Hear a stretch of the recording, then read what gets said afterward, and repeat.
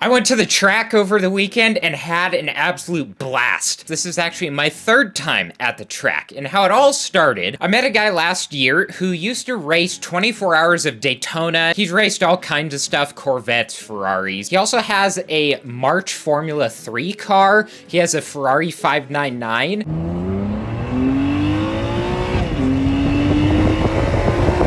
He has some other old cars, and he just sold a Rockney, which is like a 1 of 30 something in the world. But out of all the cars he's driven, he really likes the balance of the BMW M3. And so that's what he's had for the last like 15 years and taken to club days. So he invited me out to go with him to the track and be kind of his pit crew. Before the first track day, we went down to the dyno.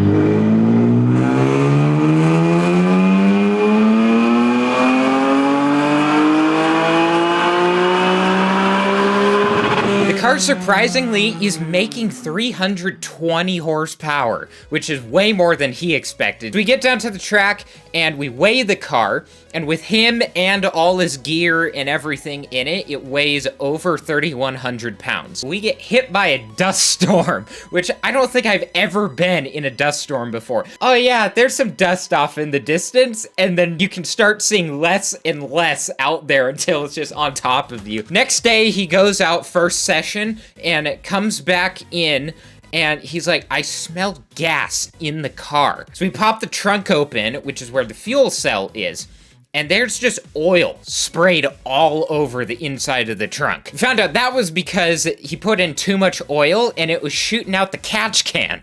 So we had to clean that up. But the gas thing was because he wanted to reduce weight from the car, and so he took out the vent tube from the fuel cell. So the gas fumes were just venting into the cabin of the car. So we asked around to see if anyone had any tubing. One of the guys had some coolant pipes for his Mustang, and so they're like this big around rubber hoses, and they're in these weird bends and whatever. And so we take him back to the car, see if we can do anything with them.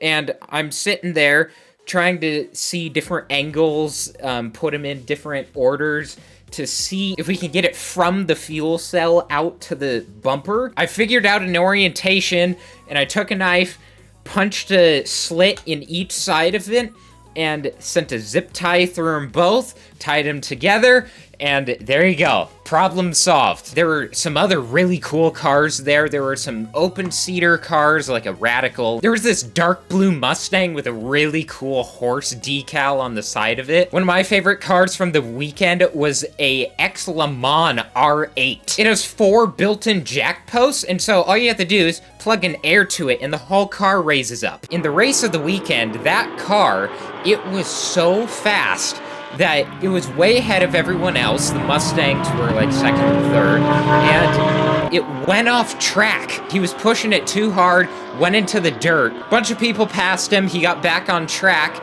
and he went off a couple more times, but because he was so much faster, he passed everyone and won the race. The other super fast car of the race was this Honda Civic. This thing is stripped down, bare bones, and supercharged engine. All the body gaps on the front of the car are duct taped over for aerodynamics. Like, this thing is crazy. His thing is he starts in the back and passes everyone, and then just comes off track to let everyone else win the race. But in this race, he came off early because he had brake fade. Crazy story with the Civic. The second track that we went to, back in 2011, the guy that I was with, he was on track at the same time. The Civic, the transmission bolts, I guess, weren't tightened. It started spitting trans oil on the exhaust headers, and so the car caught fire. He didn't have a back window for weight savings. Because it was low pressure inside the cabin and no window in the back hatch,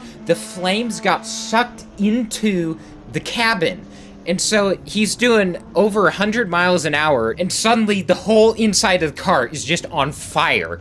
And so he slams on the brakes, but it got so hot so quick, he jumped out the window at about 30 miles an hour. But a few years later, he rebuilt the car and he is absolutely crushing it. Before the weekend was over, I got a ride on track in a Fox Body Mustang, and holy crap, track experience is so freaking cool. You get your helmet on, strap in 5-point harness, you're in full roll cage car. Getting onto the track, it just giving it a bunch of gas, it's just like, holy crap, yes, we're doing this. The American V8 in that car just sounds so good. The craziest thing about being on track is the G-forces you experience about going around corners. You are getting slammed from side to side in your seat, and as you're braking, you're kind of bracing yourself with your feet against the floor panel. It is just the coolest thing.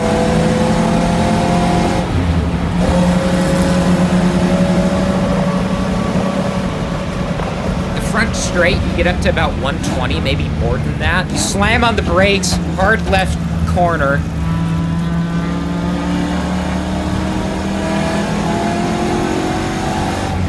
And then the corner after that is the tightest corner on the track, and we actually drifted around it once. Every corner, you're on the edge of grip. You can hear the tires squealing. A few corners, you're questioning if you're even gonna make it.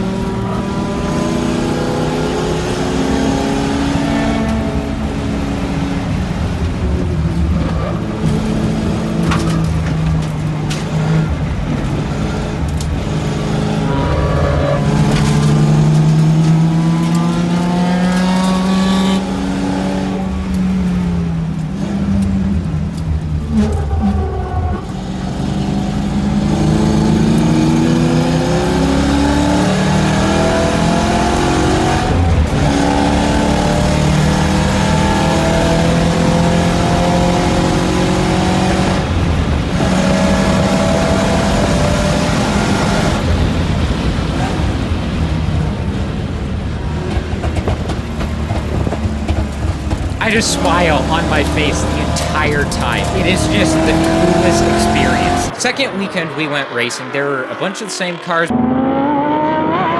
There were some open wheel cars. There was this Sin car, limited production, mid-engine. There's some rotary cars.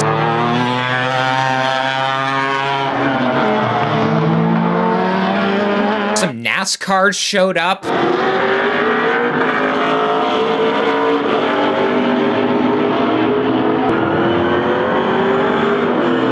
First session out, someone crashed and they called everyone in early, so he only got like a lap or two in, and he comes in and says, something's banging around in the back. So we jack up the car, I get under the car, pushing up on the diff, and the diff starts clunking around. After 15 years of running the car, the diff bushings were just completely gone. $10 part, yep, pack it up, end of the weekend. The third weekend that I just got back from, we went back to the first track, which is a pretty new track, but he likes this track because it's a good mix of high speed and cornering. This time it was counterclockwise, and actually counterclockwise is faster. The first race of the weekend, a Honda rubbed him, and so it scraped up the wheel. The bumper didn't look that great, but we did get the bumper cleaned up, and we just drilled a little hole in the plastic and zip tied the bumper up.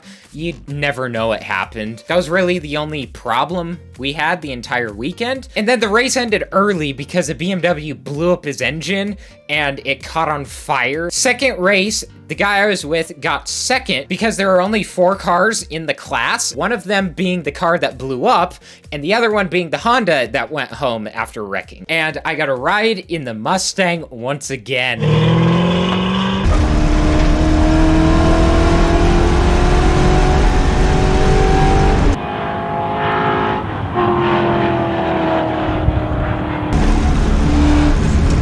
Can't thank the guy who gave me a ride enough. It's so much fun, and I need to start driving on track. And any of you out there, if you're into cars or racing, you need to get a ride. You need to feel what these cars can do. That's my track experience so far, and I hope you enjoyed listening to me talk about it.